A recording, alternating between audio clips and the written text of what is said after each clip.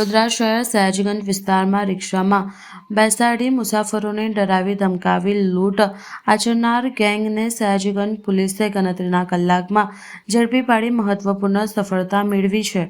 તારીખ 20/1/2024ના રોજ રાત્રિના આશરે 11 વાગ્યાના સુમારે જૂના વિટકોસ બસ સ્ટેશન પાસે ફરિયાદીને રિક્ષામાં બેસાડી એક મહિલા અને બે પુરુષોને મળીને ₹16,050ની લૂંટ કરી હતી, જેમાં રોકડ રકમ, આધાર કાર્ડ, ચૂંટણી કાર્ડ, વિવિધ બેંકના એટીએમ કાર્ડ અને અન્ય દસ્તાવેજો સામેલ હતા। ઘટનાને લઈ સયાજીગંજ પોલીસ સ્ટેશનમાં ભારતીય ન્યાય સંહિતા 2023 હેઠળ ગુનો નોંધાયો હતો। પોલીસ કમિશનર શ્રી નરસિંહ કુમાર સાહેબના માર્ગદર્શન હેઠળ બનાવની ગંભીરતાને ધ્યાનમાં રાખી અલગ-અલગ ટીમો બનાવી તપાસ હાથ ધરવામાં આવી હતી।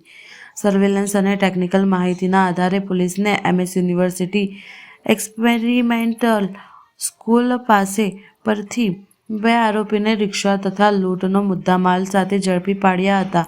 હાલ આરોપીઓ સામે કાયદેસરની કાર્યવાહી ચાલી રહી છે।